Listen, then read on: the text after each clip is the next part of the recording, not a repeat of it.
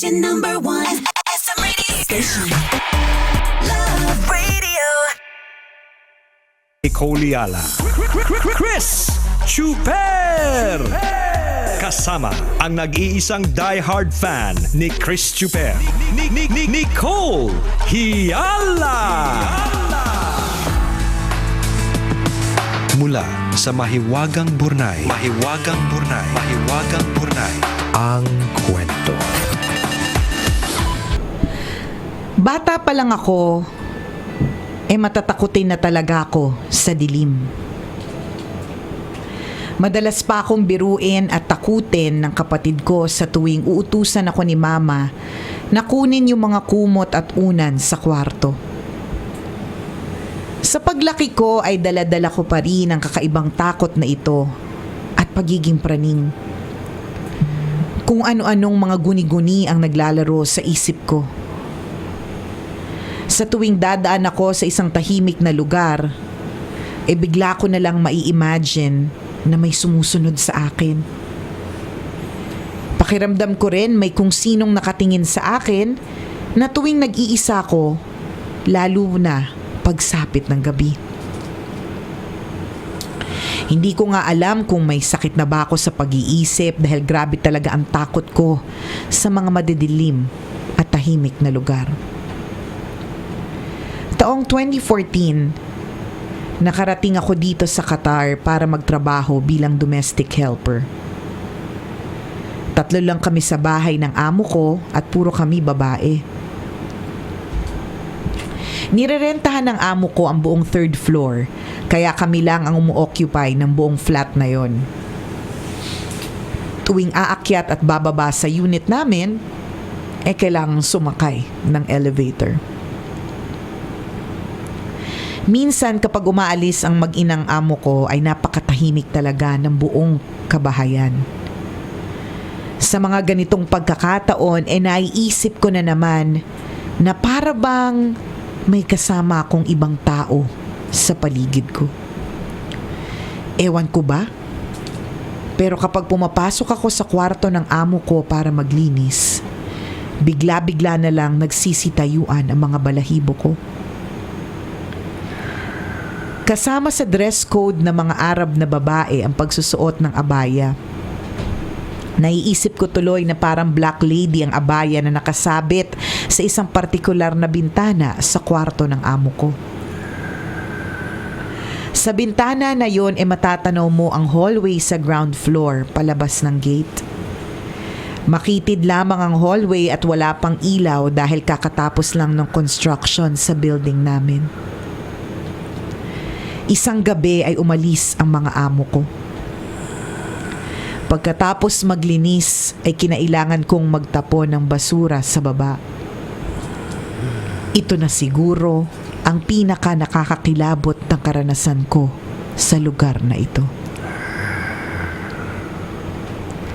Palabas pa lang ako sa pinto ng bahay kakaiba na ang pakiramdam ko. Nananakot ka ba, Tanghenyo, o tulog ka na? Naghihilig. Siya nagtulog ako. Tunog hilig.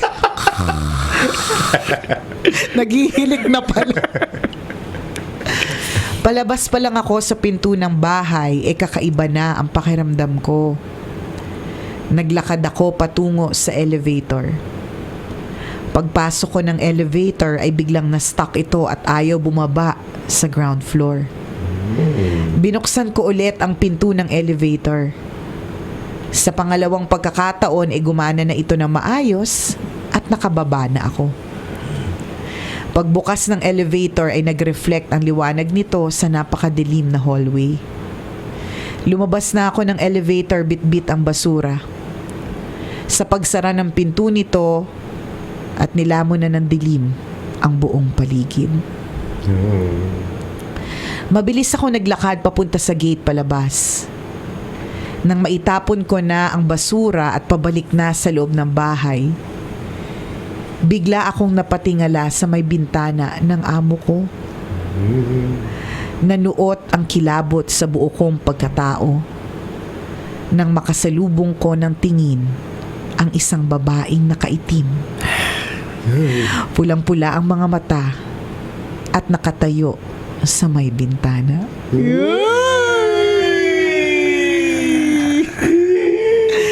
Dali-dali akong tumakbo papunta sa elevator. Binilisan ko ang pagpindot sa mga buto nito para mabilis na bumukas at lumuwanag na. Pagpasok ko sa elevator, ay bigla na lamang nanigas ang aking mga paa. Hindi ako makahakbang at para bang may malamig na hangin na biglang humawak sa aking mukha. Nagpray ako kay Lord habang mangiyak-ngiyak sa takot. Ilang sandali pa ay bigla na lang nawala ang paninigas ng aking mga paa. Pagdating ko ng 3rd floor ay dali-dali akong pumasok sa kwarto ko para kunin ang isang maliit na rebulto ng Santo Niño na nakatago sa bag ko. Mula noon ay palagi ko nang dinidisplay ang imahe ni Santo Niño sa kwarto ko. Nakita ito ng aking amo pero salamat na lamang dahil hindi niya ako sinita at hindi rin naman niya ito ipinatago. Sa gitna ng mga kababalaghang ito, naniniwala pa rin naman ako na laging nariyan si Lord para magtanggol sa akin. Dasal lang ang aking panlaban sa mga kampon ng kadiliman. Ako po si Aranica, isang tambalanista, at ito ang scary story ko.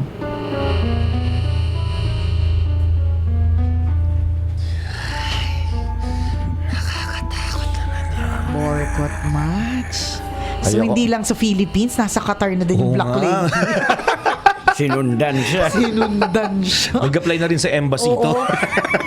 Ako hindi ko alam kung halimbawa kung nakita ko doon sa kwarto ng amo ko na nandun yung babae na kaitim. Kung akit pa ako doon sa kwarto ng amo ko. Hindi na ako aakyat. Hintayin ko yung amo kong dumating. Ako din. Kaya si Hodang katabi ko ng basura. Ayokong pumalik doon. Nakakalurkay. Parang hirap isipin na makakita ka ng mga hindi pang karaniwang nilalang, no? Ako okay lang ako. Ang hirap na, hala, may nakita ako, katabi mo. Diba? Nicole, na meron babae nakatayo sa likod mo, ang haba ng buhok. Talaga ba? Tapos pulang-pula yung mata. Diba? Diba meron tayo dating bisita na gano'n, nakakakita siya, tapos sasabihin niya, katabi mo nga ngayon eh. Nakakatakot talaga, grabe!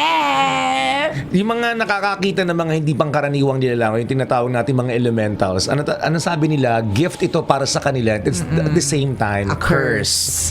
Nakakatakot, di ba? Ikaw Kasi kaya ma-open ang third eye mo. Alam din ng mga elemental na nakikita mo sila kaya lalapit sila sa hihingi ng tulong. Grabe, no? Dapat busy ka lagi para Para hindi mo na sila mapansin. para hindi mo sila mapansin. Nakakaluka talaga. Di ba yung mga albularyo, yung sinasabi nila may nakita sila mga naglalakad na actually isa lang naman talaga yung kasalubong niya pero dami niya nakita naglalakad na iba yung itsura, iba yung suot nila. Di ba? Ano kayo mararamdaman no pag bigla ka nakakita ng gano'n, no? Tapos ang dami nila. Oo. Naalala ko nga yung kakwentuhan natin si Nick Dangit nung nakaraan nung sabi niya sasakay sa eroplano pero marami siyang nakikita na lumilipad sa Tama, ere. sa ere. Oo. Kasabay niya habang nakatingin sa bintana. Okay lang ako kahit wala akong ganong gift. Nakikita ko lang talaga, clouds, ganyan. Hindi yung isipin mo may kasabay kang may mga lumilipad sa ere. Nakakatakot kaya. Kung ganun. Pero ang kagandahan dito sa sinabi ni Aranica is sa gitna ng lahat, di ba? Ang anong una niyang ginawa, hinanap niya yung image ni Santo Niño.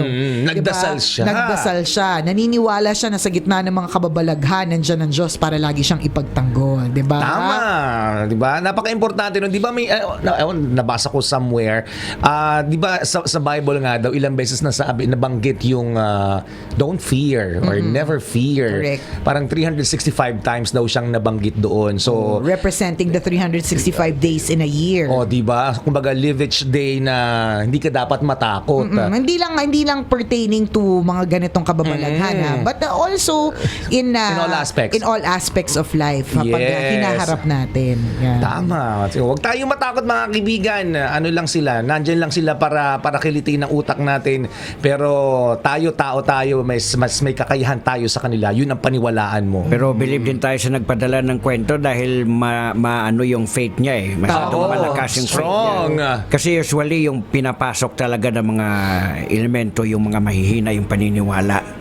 Totoo. Kaya Yun dapat yung mga napoposes kadalasan. correct ka. Kaya dapat i-fortify pa natin, strengthen natin mga kaibigan ng ating faith para hindi tayo pinapasok ng mga masasamang elemento. Tingnan mo, nakakita ka lang ng butas kanina sa gilid ng dingding ninyo, sinilip mo na. Ayun. 'Di ba? Oh, 'di ba? Mahina yung faith mo eh. So Nakakita siya ng kaluluwa. Nakakita ka tuloy ng kaluluwa. Di ba? Kasi kung strong yung faith mo, hindi ka sisilip dyan. Kasi alam mo may makikita kang kaluluwa eh. Oo. Di ba? Alam mo kailangan mong gumawa ng mabuti. Oo. Di ba? Yan ang sinasabi natin. Sana dito kay Aranica wala ka nang ma-experience na ibang nakakalurkay na mga bagay-bagay. Siguro ang kailangan mo nga gawin try mo yung best mo na na wag na masyadong isipin. Kasi 'di ba parang lagi niya iniisip ever since Oo, ang kasi- dilim associated with with multo, mga Oo. ganon. Ikaw din pala, ina-attract mo eh, di ba? Nasa Kasi utak habang din yan iniisip eh. mo, ini-entertain mo yung idea, yung multo. Oo. Di ba, na lumapit sa'yo. Pero may mga tao talaga na pinanganak yung may tinatawag na Meron third eye. meron na, talaga. Yes. ang sabi nila Talaga. na lahat tayo may third eye, pero yung iba pinanganak na half open. Oo. Yung iba binubuksan Oo. dahil out of curiosity Correct. pinapabuksan. Kuya, don't be curious about it kasi it is a responsibility. Tandaan. Oo, Alam nila na bukas yan. Oo. So, Tama. pwede ka nilang gawing Nalapit sila Oo, sa'yo. gagawin Gusto ka. nilang kalaro. Oo. Ayaw natin. Nakaka-alert Kaya dapat daw kapag ka medyo nakakita ka, hindi mo na-entertain masyado eh. Kasi it's like, just like opening the third eye. Yay! Baka may scary story ka rin, Kabisyo, ha? I-share nyo na po sa amin dito sa Tambalan. Malay mo, scary story mo na yung mabasa namin sa mga susunod na Tambalan episodes this October.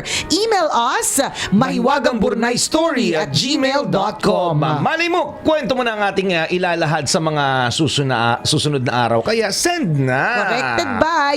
Alam mo kahapon, meron ako nabasa na post ng basta na isa kong friend. I-search mo daw yung word na paano sa Facebook. Okay. I-search nyo kung anong lalabas. Try mo nga. Wala Ikaw akong na, net wala. eh. Natakot. hindi siya scary, nakakatawa siya. Gusto ko lang malaman kung Kung parehas legit to or ano. Hindi kung pare-parehas tayo ng makikita. Search nyo sa Facebook. Ano yung sa'yo? Baka naman partner. Ipasok. Kayo mga kabisyo, hawak niyo po ba yung cellphone nyo? Punta po kayo sa Facebook. Tapos search nyo po. Yan. Okay, Paano? paano? Bakit ganito? Kasi alam ng Facebook ang behavior mo. Pero diba, bakit pare-parehas tayong tatlo? Tapos, Ito yung Oy, mga- hindi ako sa akin, paano gumawa ng slime? yun ang una. Yun yung sa Ano akin. yung sunod? Paano Patingin. tumaba? Patingin. Paano gumawa ng cotton candy? Patingin! Pero 10 yung lumabas na paano magano. Yun yung top searches. Diba? Nakakaloka talaga. Oo. Sige. Alam may algorithm to, 'di ba? Alam ng Facebook. Bakit halos lahat? Tingnan mo. Hindi, kasi Kasi yung top ganyan searches mag-isip ang yan. tao. Top search sa Facebook? Oo, parang ganun. Ng mga tao? Oo, halimbawa, Ito? may nag-trend na tao, yung tao doon sa video, isi-search mo palang unang pangalan niya, Oo, lalabas na, siya, di ba? Kasi Pero most search siya. Kaya nga, pero bakit ito yung sinesearch ng mga Pilipino? Alam na this. Ganyan ang natin. Takbo ng isip natin. Sinong relate ulit? Kung ngayon ka lang nakapakinig, ginawa ko to kasi kahapon. Naloka ako, sabi niya, i-type mo sa search, i-search mo sa Facebook ang salitang paano. Tapos i-screenshot mo kung ano yung nakasulat, 'di ba? Tapos 'di ba? Ano yung unang lumabas? Nakakaloka po. Yan ang nakakatakot para sa akin. Bakit ang babastos? Ewan ko po. Yan yung lumalabas eh. Hindi naman alam nung di ba? Oo, ako, Hindi naman alam ni, na-curious lang talaga ako. Zuckerberg na. Oo, na ganito. hindi din naman, nagtatagalog si Mark Zuckerberg. Oo. So, ewan ko ba. Basta ako, nakalagay sa akin, paano maging famous? Yun yung akin. Saka paano ano ba yan? Tapos paano ipasok? Ang susi. Nakakaloka. Oh, top searches siya. Di ba normally pag Kasi bakit siya sinesearch sa Facebook? Oh, ewan. Diba? Pwede naman paano gumawa ng yema, paano magluto ng sinigang. Correct. Sa bagay, common na yun, no? Paano ilagay yung paano yung ingredients ng ganite. 'Di ba? Paano pumunta from suka to baklaran, 'di ba? Oo. Pero bakit ganito yung sinesearch ng mga Pilipino? Ano Oo. Sinong relate? Nako. I-post nyo na dito sa FB natin. Ayun. I-post nyo na kung ano yung mga nakita nyong search, yung screenshot. I-post nyo. Nakakaloka. Ipasok ang kwan sa kwan. Di ba? Yan yung mga lumabas din sa kanila. Ay, nako, nakakaloka talaga. Anyways, batiin lang natin na partner ng happy birthday! Si Sorsha Isabel Reverente Concepcion. Happiest birthday sa'yo. First birthday niya daw today. Sorsha, kaibang pangalan ha. Sorsha Isabel Reverente Concepcion. Galing kay Sorsha. Kuya Henaro. Good morning and happy listening. Social yunani mo. Sorsha! Sorsha, kumi ng Sarsa. Good morning and happy listening sa inyo. And Happy Tuesday din kay Ruby Atienza. Yan, salamat po sa inyong pakikinig. Salamat! O siya mga kabisyo, enjoy the rest of your Tuesday. Smile ka lang kabisyo and don't fear. Tama. Muli ako po si Nicole Liala. At ako naman si Cambio King Chris Chuper. Na nagpapaalala, Walang matatag na relasyon sa malanding may determinasyon. Yun! Ang programa 90.7 Love Radio. Love lang. Always your number one. SM Radio Station. Love Radio.